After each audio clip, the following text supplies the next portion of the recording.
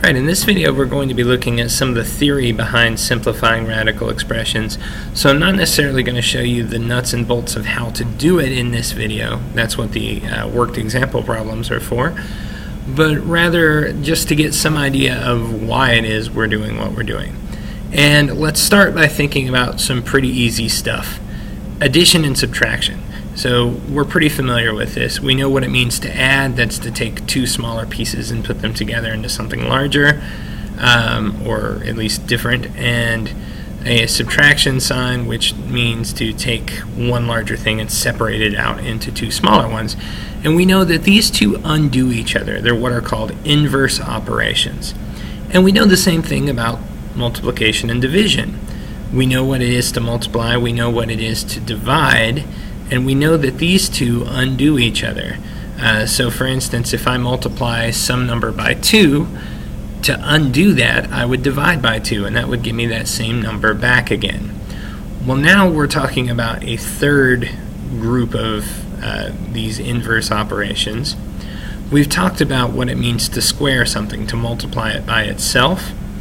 Well, taking the square root is the opposite of that. It undoes that. It's the inverse is the technical term for it. So we've learned this squaring operation and then the inverse of that, which is taking the square root. So what we're going to look at now is how to take that and do it more generally for any exponent we want. We said when we have something squared, taking the square root undoes that, but we're sort of limiting what this can do right here. For instance, if we have x cubed, we need to take what's called the cube root. And so it's that same symbol, but now we've added a little extra 3 in there to show that instead of taking this and undoing a squaring function, we're undoing raising something to the third power. And we can do that for the fourth power, or for the fifth power, or for any power we want to.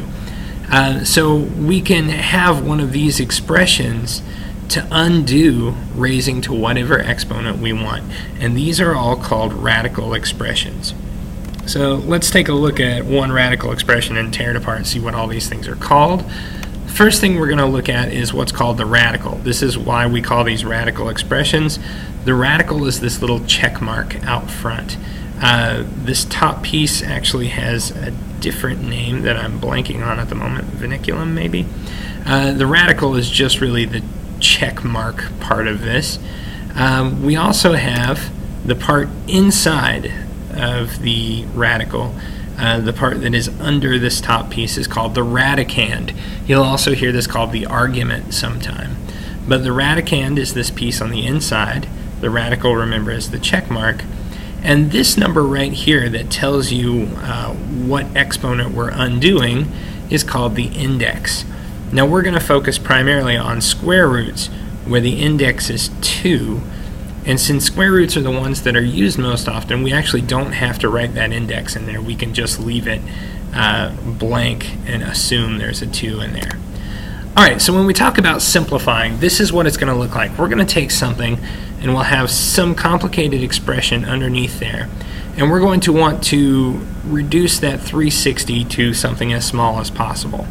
So the way we're going to do this is we're going to get the prime factorization of 360, and then we're going to look for anything that we have 2 of. Specifically, we want to look for groups in the same size as our index. Our index is 2, so we want to look for things that come in groups of 2. I have 2 2s, I have 2 3s. And then what I'm going to do is I'm going to pull those groups to the outside of the radical. But when they come out, only one of them is needed. So this is like 2 squared. That radical would undo it. So it's really just a 2. So we have that 2 on the outside, and then we have the 3 on the outside that comes from this pair. And on the inside, that just leaves me 2 times 5. Well, 2 times 3 is 6. 2 times 5 is 10. So the square root of 360 is equal to 6 times the square root of 10, and we usually read that as 6 root 10. So this is the kind of thing that we're going to be doing in this objective, and this is what you're going to learn how to do next.